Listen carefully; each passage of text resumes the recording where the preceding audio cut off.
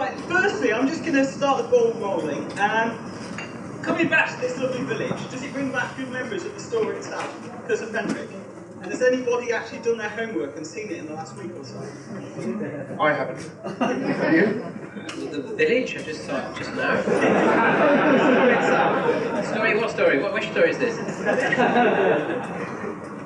I actually pass through it occasionally because we have some scenery stored fairly nearby, so I do occasionally pass through it. I can't put it out.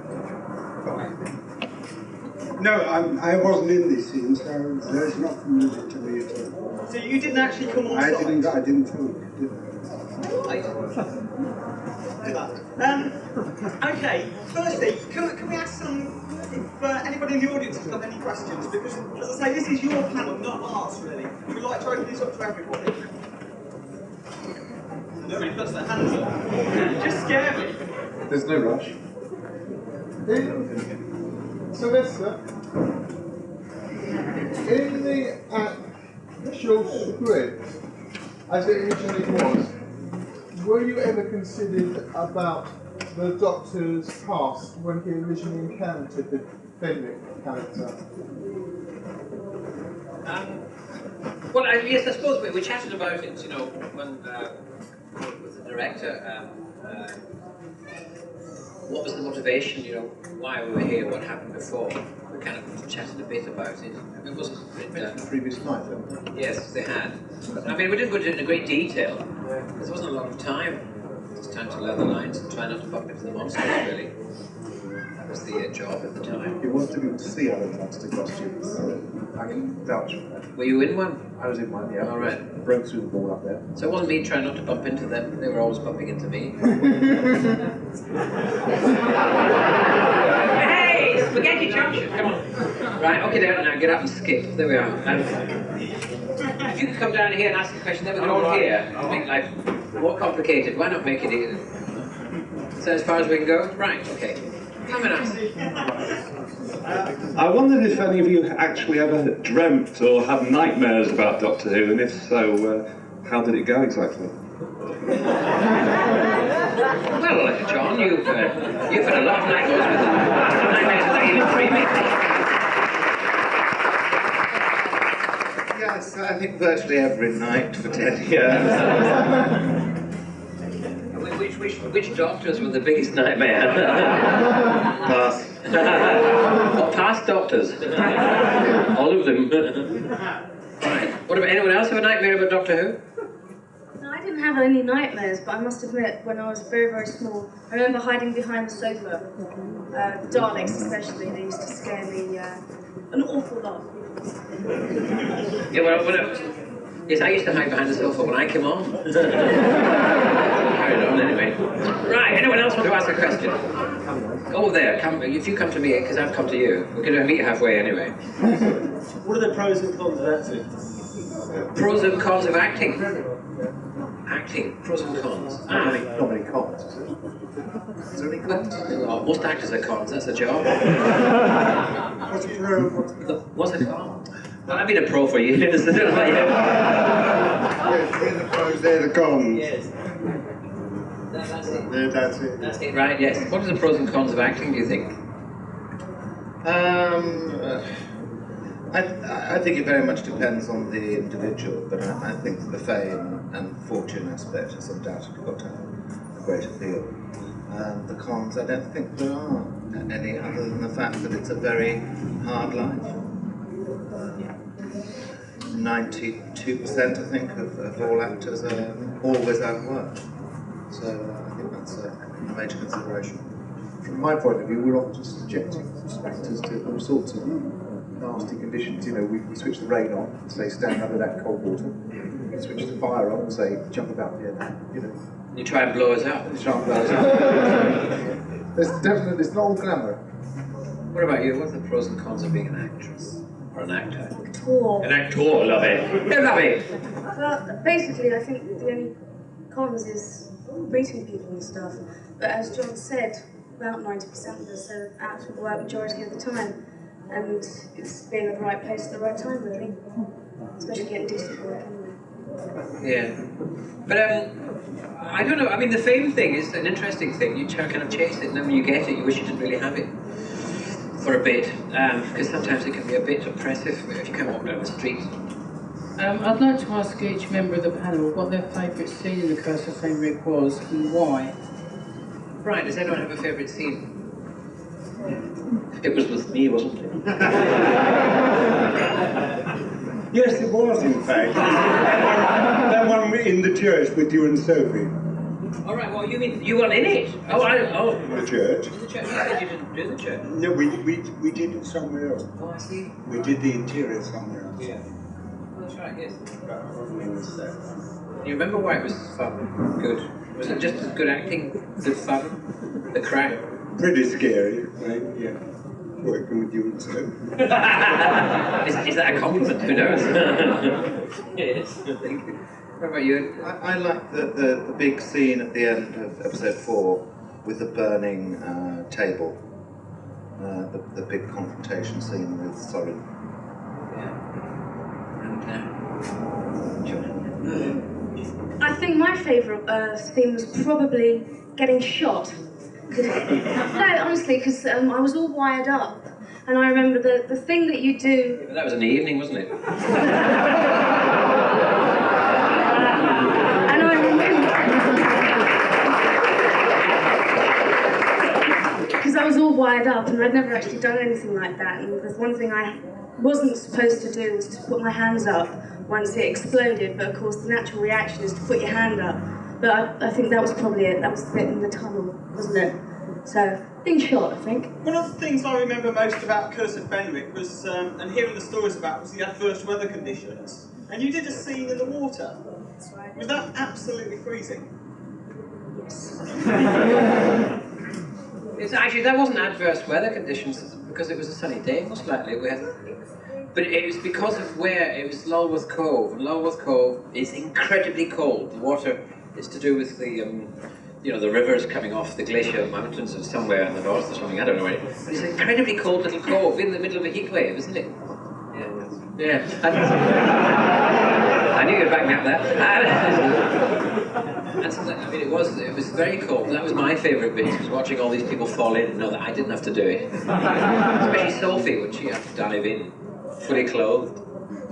And it was good. But the weather was extraordinary, because when we were filming in the army camp, it kept, and one day it changed, didn't it? We had snow, sun, rain, blizzards, fog, everything. I mean, we had to invent a line to explain this weather. The line was, who was it? The herbivores must be invading or something like that, because they changed the weather so dramatically. I mean, we had to invent that, but that wasn't the first time it's ever been done, was it? Putting in a line to cover the weather. Often in this country, Yeah. Happened a lot in Doctor Who, wasn't it? Yeah. So it wasn't you. We brought rain equipment too. Yeah. So, good city with the snow, but It actually added to the atmosphere of the story, though. Having it quite, I mean, the Doctor's wearing the double coat and it's all... No, I don't think it helped the story at all. I mean, the snow, I think Graham and everyone sort of pitched in, and the snow came after we'd been shooting for 2 or 3 days. Right. So we had to clear all the snow away. yeah, we were trying to burn it away with the gas Burning it torches. away, spraying it with water to Melt it melt down. it and everything. I mean, it was horrendous conditions. And, we were on a very tight schedule as ever. And we just had to, shoot through it. I mean, for example, that scene that Sylvester did with Nicholas Parsons and so forth was under an umbrella. You could just hear the noise on the umbrella, and it was torrential. But we just plowed on to get it done. Yeah, so when we were running about, you were trying to blow us up every which way. We had to dive into the mud, and it was it wasn't very comfortable. All the hotels, all the bathrooms was just muddy. The maids must have wondered what we'd all been up to the day. But the bars bloody as well. The bars? We didn't get time for bars, did we? Another question. Scary. I don't bite except on Sundays. I can't get to you up there. Can I come down to you? Yeah.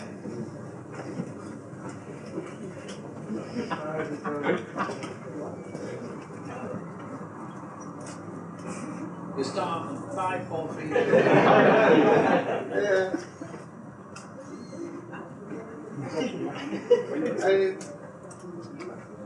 Did you like the newer image of yourself, the darker image?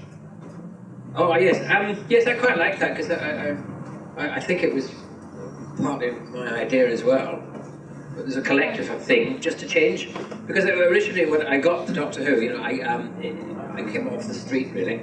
I had been sweeping the streets before I caught my way to Doctor Who. I didn't know quite how to do it. We kind of made it more comedic because that was my natural inclination. And then as we were doing it, suddenly thought, well, it should be darker. And everyone else agreed, and so we slowly changed it to a darker image. I quite liked that. At the same time, I was trying to keep the comedy. So it was much more challenging as an actor, trying to keep, you know, that, and at the same time convince people that this comic person was also incredibly serious, a bit dangerous, and a bit scary. Yeah. Do you think if you actually add comedy and then suddenly bring in something scary, that makes the scary thing more frightening? Sometimes if you actually play on the two. Counterpoint is the technical term for it. And, sorry, loud. And yeah, I think it's very successful if you counterbalance the comedy with the mysterious side. But Sylvester says it was his idea, and a very good idea it was to show that dark side. Right. Another question.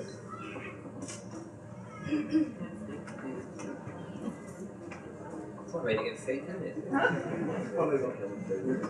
Following on from that then, Sylvester, how would you, if you and John had another series, how would you progress that character change? Right, well, yes, how would you progress that character change? By changing the actor? What we were doing was sort of attempting to tantalise and titillate the audience by revealing little nuances, little traits, little bits of experience in each story. And I think we would have continued that. There was an attempt at one point by one of the writers and the script editor to actually dot the I's and cross the T's as to exactly who he was. And I really didn't like what they had in mind. And in any case, I think it's much more interesting if it is not specific. But I think we would have revealed a wee bit more, but without ever making it absolutely crystal clear.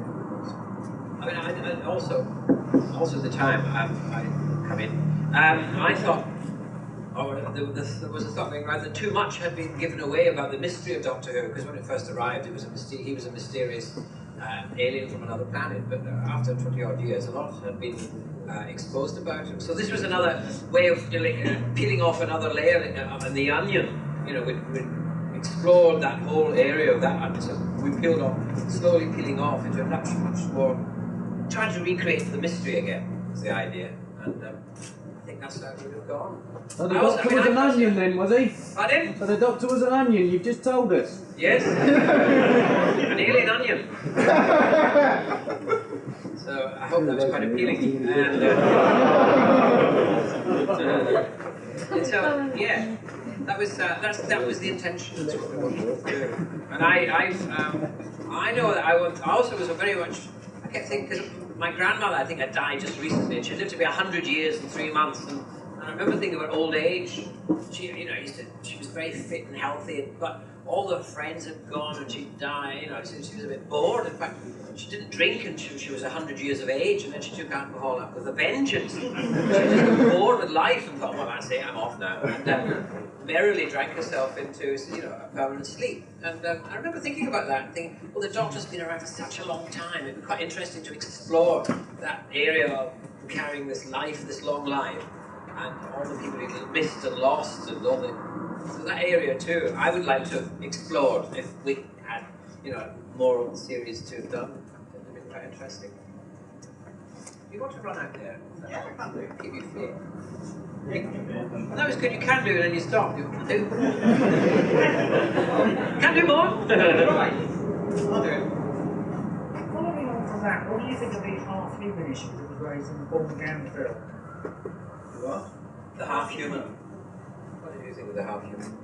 Well, I thought that was a bit foolish, to my way of thinking. You know, it's like Sylvester says, you've got to tread a very fine line on what you reveal. And if you reveal everything, the magic is gone. And I think that was a big thing to throw at an audience.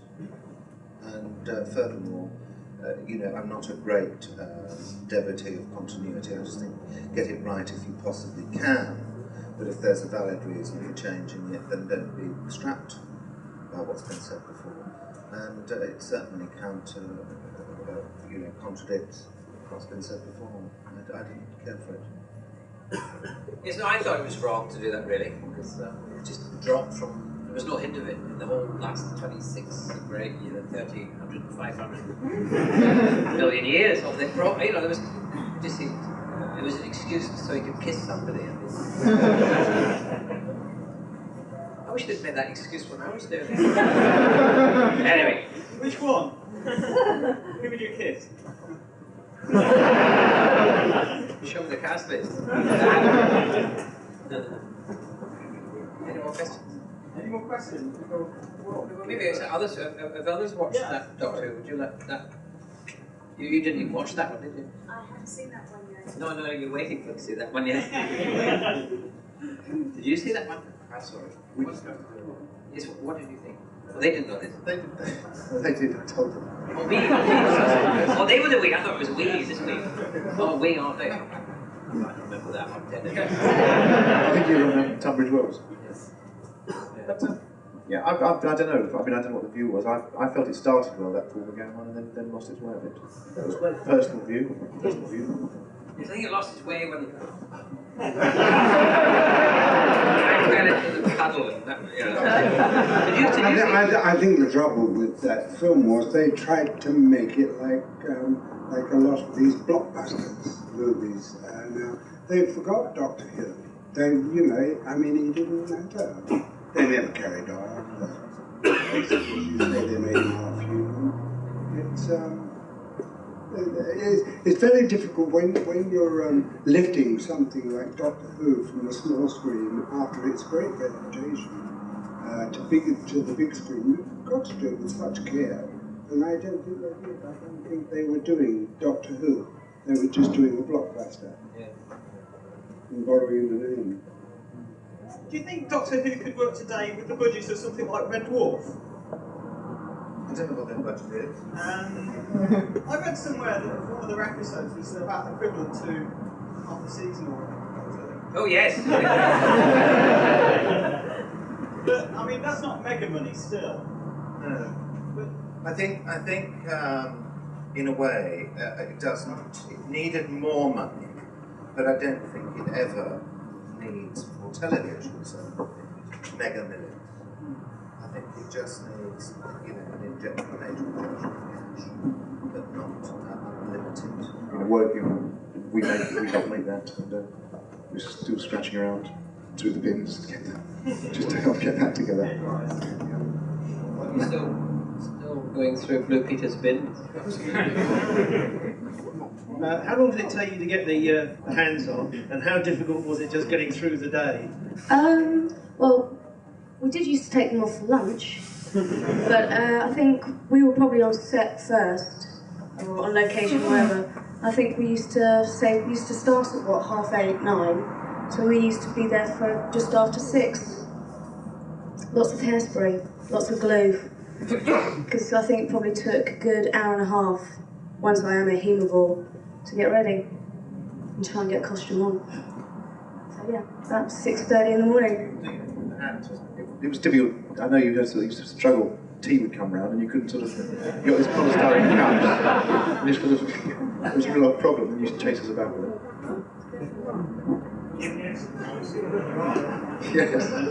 Were there any accidents like sticking them in your eye and things like that? No. But they got cool things, didn't they? Costumes and such. Oh yeah, well, we could. I couldn't do my own costumes up, but we'd get the costume lady to help dress us basically, and also get those lovely swimming costumes on. Not. We didn't have a dress. Yeah, there was a lot of volunteers, I can tell you.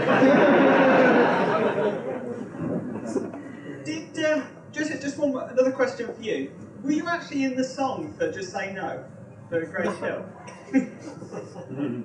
Is this a Doctor Who convention? Yeah.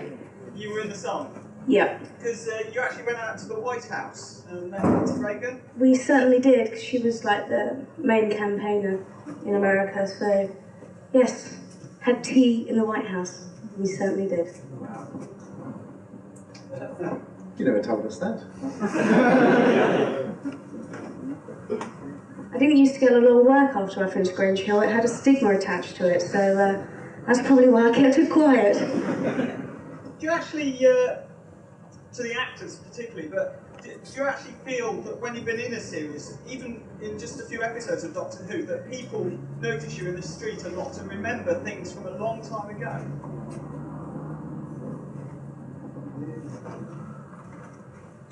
Over there. The amazing thing about television, you can't do television and walk down the street the next day without lots of people recognising you. You can do a film and not get very much response at all from the public in the street.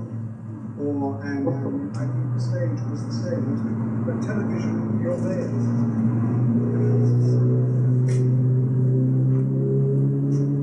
Yes, it is true. I mean, Bob Hoskins is a mate of mine, and until he did those ads for the telly that made him one of the most unpopular men in Britain.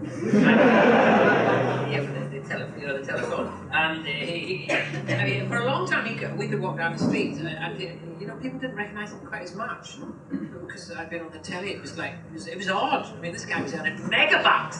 And, he could have bodyguards to look after him. And I was working for the BBC. I had to walk to work. Or cycle sometimes. No, but it is interesting that. I mean, yeah, the box, the television. Once you go inside people's homes. That's the one that you really belong to. People, the audience. Yeah. Film and stage, not quite. Yeah, my sons were at one time. I wished I hadn't done Doctor Who because at that age. And suddenly, because life changed quite dramatically. I'd been doing a lot of television, for children's television, but lots of theatre as well. And as they grew up in primary school, there was no problem.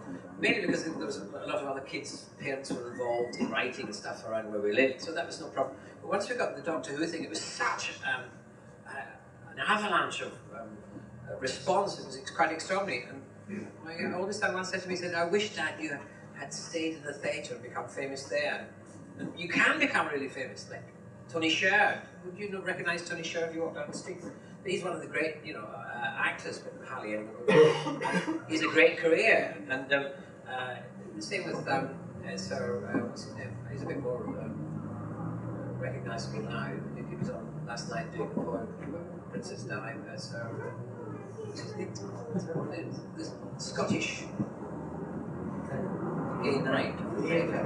Hugh McClellan, yeah. I mean, he can walk down the street quite a lot, not get the same response, but because you're in the box and you go to someone's room, they immediately go on you.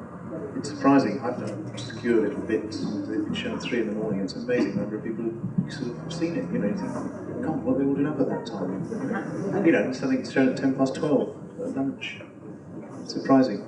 And we did, I think, as a part of this film, didn't they broadcast a little bit about we did a sort of a planning meeting. They filmed all this and it was shown, and a number of people that sort of came and said, "Oh, sorry." Well, that's the attraction of Doctor Who. I mean, just no, that was a general thing. That was sort of our aunties were ringing up. Not Doctor Who fans. We'd done this. So these people had seen us at weird times of night. Very powerful medium. It's frightening powerful. Yes, the one here. Well, now that Grange Hill has been mentioned, it's really obscure. I did that when I was 11, which was a very long time ago, and I've been doing probably theatre since Doctor Who. but of course it's been repeated like on Sky or cable or what have you. So a good 15 years ago, and I'm still getting recognised for something I did when I was 11. What was your character in Great Chill? Jane Bishop.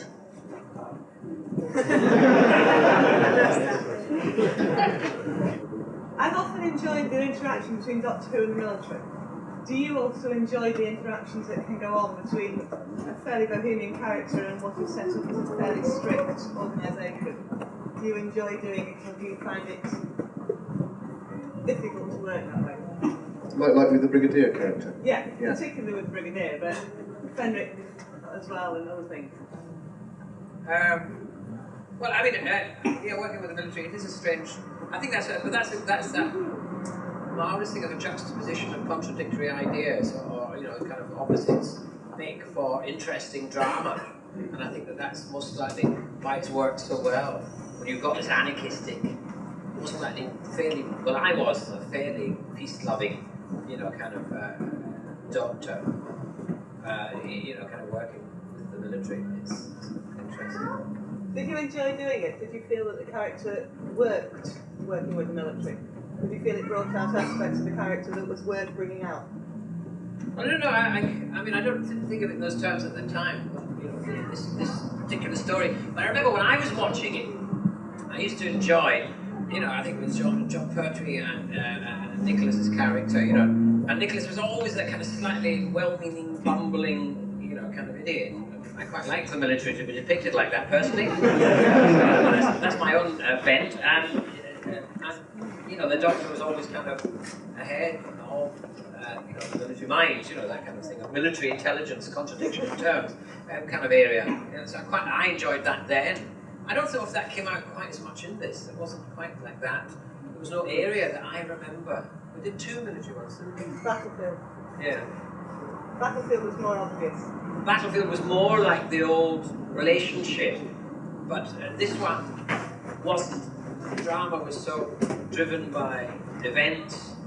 I think that was the difference. But anyway, how do you feel about that? The Brigadier military setup was the most successful by far, not just because he was in some years the program. I think it was exactly the right balance. And there is a degree of humour to be got out of the single-minded, these superiority military figure and the Doctor's tendency to do things motivated by his heart. I don't think the comedy was as strong from that point of view in Fenric than I really think.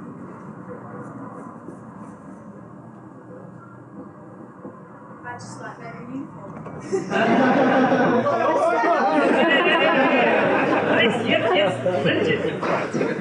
You like foreign men in uniform?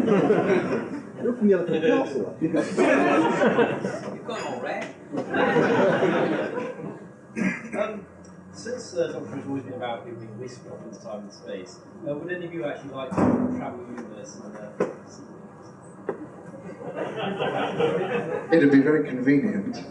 You could get to meetings early and things, having already missed them. I think the idea of travelling in time is most of the ability to go back and do something again. Yeah, find the truth about characters. Yes, time travel. That's it. Back to the medieval. I'd love to go there. What, for the mid or the evil? Yes. A bit of evil would be rather nice. Yes, I'd love to travel back in time and back in history and find out what really did happen, because it's always the winner who writes the history. Richard III. It'd be really interesting to see if he was as he was. But you had to go back as a rather special person, wouldn't you? Otherwise, if you went back as, say, somebody like that. An actor. Well, they would. You wouldn't find out at all, because you don't know where they is. I know. I mean, they lie about all those things. Yeah. You don't know what to do. You're living in your age. I know it's difficult to find that bit. But I suppose if you went back and you could invent the wheel, you know, or just invent something with a squeezy bottle. You know, I mean, you'd do really well. They must have time to see the king then, wouldn't they? Or they might burn you at the stake. How do you feel about travelling? I'd like to go back to the 60s, actually. I was there, you know. It was as good as it. I wouldn't like to go in the future though, because I think that's a bit dodgy. But no, I'd like to travel, definitely. Do any of you actually believe in the paranormal or anything like that? Obviously, with a story like Fenric, with the herbivores and stuff like that, does anybody actually believe in things like that, ghosts or such? Not me. Not me, but by the same token, I don't disbelieve it. I just never have any experience. But I don't poo-poo the people who say they have. Because I'm of a similar mind. I don't know that I believe it, but I won't dismiss it. I don't believe any of it. But I wouldn't be surprised if it happened. I'm agnostic too about it all, really. And I mean, I'd say 95% don't believe it, but there's 5% me would not be at all surprised if, if there was something there like that. So was that a yes or a no? That was political answer. Yes, very good. I'm the same as well. I believe. Have you seen a ghost? Or? I can't say that, otherwise I'd have to tell the whole story. But no. But so, a few strange things happened when I was younger, and I wasn't dreaming, and I think I'll leave it at that. So yeah, I believe, definitely. I have stood on the stage twice. I was on the stage once in Coventry by myself. Well, there was another actor standing right next to me here, and there was no one else on the stage. And I suddenly felt a hand on my shoulder squeezing it. And I didn't know whether, I thought, what's he up to? And I looked over and he was too far away to have got his arm around. And it would have been a ridiculous thing to do in the situation. So I suddenly felt this hand, and I thought, ooh. And I didn't know whether, because the director of the Coventry Theatre who opened it was killed in a car crash, and they say that he does haunt the place. So I didn't know whether he was saying to me, over the top, McCoy, pull back, or well done, McCoy, well done. It's happened to me twice. Once in Stratford East as well happened. It might have been just a nervous twitch in my shoulder. But it did actually feel like a hand going like that. So I'd like to meet this hand and say, what was I supposed to do? More or less? I mean, was it alright or was it terrible? Let me know. What about you lot? Can you not put their hand up who's seen a ghost? I felt a ghost. Yeah? Congratulations. Was it squishy or? That was 3 out of about, over 100. Yeah, I've seen a bishop and a nun in our house. What were they like? Really? It's black and goes to bed. Carry on. Any more questions? If you became a herbivore, who would be the first person you would drain of blood?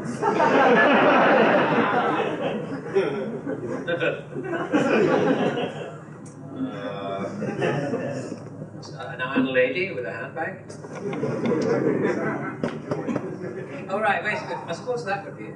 I never thought of the enjoyable way. Gosh, I don't know. Russell Grant and Nigel from East End.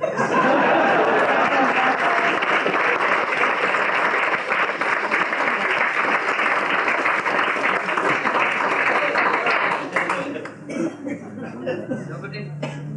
No. I don't difficult without being political, but I don't think people, some of the people at the top of the BBC have helped it much over the years. There's characters there that we could have done without, isn't there? Well, they've actually trained the BBC. Well, I actually thoroughly enjoyed Nicholas Parsons myself, so leave it at that. For taste.